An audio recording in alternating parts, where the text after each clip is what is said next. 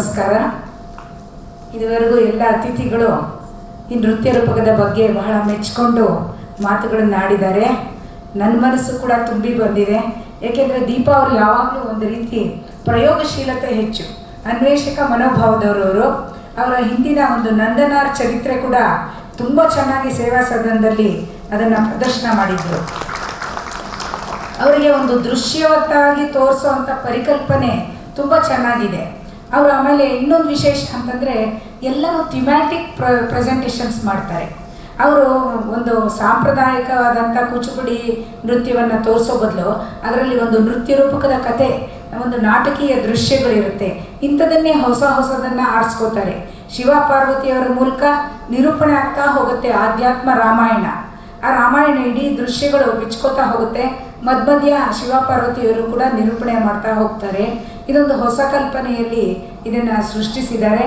ಎಲ್ಲ ಕಲಾವಿದರು ತುಂಬ ಚೆನ್ನಾಗಿ ಇವರು ಹೇಳಿದಾಗೆ ಅತ್ಯುತ್ಸಾಹದಿಂದ ಮಾಡಿದ್ದಾರೆ. ಅಷ್ಟೇ ಸಾಂಪ್ರದಾಯಿಕವಾಗಿ ಕೂಡ ಒಂದು ಅಂಗಶುದ್ಧ ನರ್ತನವನ್ನು ಕೂಡ ಪ್ರಸ್ತುತಪಡಿಸಿದ್ದಾರೆ. ಮತ್ತು ಮುಖ್ಯ ಪಾತ್ರಗಳಲ್ಲಿ ಹೇಳಿದ್ದಾರೆ. ಎಲ್ಲರೂ ತುಂಬ ಒಂದು ಎಮೋಷನ್ಸ್ ತುಂಬ ಇತ್ತು.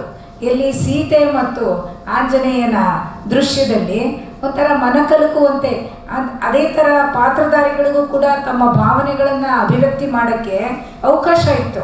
ಬೇರೆ ಪಾತ್ರಗಳಿಗೆ ಏನಾಯಿತು, ಬೇಗ ಬಂದ್ಬಿಟ್ಟು ಹೊರಟೋಯ್ತು. ನಾನು ಅದೇ ಪದ್ಮಿನಿಯವ್ರ ಹತ್ರ ಹೇಳ್ತಿದ್ದೆ, ಏನು ಅಂತಂದರೆ ಕೂಚಿಪುಡಿಲಿ ಸ್ವಲ್ಪ ಇದು ಅವಸರದ ನಡೆಯಾಗಿರುತ್ತೆ. ಅದರಿಂದ ಎಲ್ಲವನ್ನ ನೀವು ವಿವರವಾಗಿ ತೋರಿಸೋದು ಕಷ್ಟ. ಈಗ ಭರತನಾಟ್ಯದಲ್ಲಾದರೆ ಒಂದು ಸ್ವಲ್ಪ ನಿಧಾನವಾಗಿ ಅವರ ಮನಸ್ಸಿನ ಭಾವನೆಗಳನ್ನು, ವಿಪ್ಲವಗಳನ್ನು ಅದನ್ನು ತುಂಬ ಚೆನ್ನಾಗಿ ತೋರಿಸ್ತಾರೆ. ಆದರೆ ಇಲ್ಲೂ ಕೂಡ ಇದು ಇನ್ನೂ ಪ್ರಪ್ರಥಮ ಪ್ರದರ್ಶನ. ಇನ್ನು ಮುಂದೆ ಅನೇಕ ಪ್ರದರ್ಶನಗಳನ್ನು ಮಾಡೋರಿದ್ದಾರೆ. ಪ್ರತಿ ಹಂತದಲ್ಲೂ ಅವರು ಹೊಸ ಬದಲಾವಣೆಗಳನ್ನ ಮಾಡ್ಕೋತಾರೆ ಅಂತ ಅಂದ್ಕೊಂಡಿದ್ದೀನಿ. ಆದರೆ ಅವರ ಹಾಡು ಹಾಗೆ ಇರೋದ್ರಿಂದ ಆ ಹಾಡಿನ ನಡೆಯಲ್ಲೇ ಹೋಗಬೇಕು. ಆದಷ್ಟು ಸ್ವಲ್ಪ ಮುಖದಲ್ಲಿ ಒಂದು ಎಕ್ಸ್ಪ್ರೆಷನ್ಸ್ ತೋರಿಸಿದ್ರೆ ಅದು ಇನ್ನೂ ಚೆನ್ನಾಗಿ ಪರಿಣಾಮ ಬೀರುತ್ತೆ ಅಂದ್ಕೊಂಡಿದ್ದೀನಿ. ಆದರೂ ಮೊದಲನೇ ಪ್ರದರ್ಶನ ಆದರೂ ತುಂಬ ಪರಿಣಾಮಕಾರಿಯಾಗಿ ಎಲ್ಲ ಮಕ್ಕಳು ಚೆನ್ನಾಗಿ ಮಾಡಿದ್ದಾರೆ. ನಿರ್ದೇಶನ ಕೂಡ ತುಂಬ ಚೆನ್ನಾಗಿ ದೀಪಾ ಅವರು ಮಾಡಿದ್ದಾರೆ. ಅಭಿನಂದನೆಗಳು.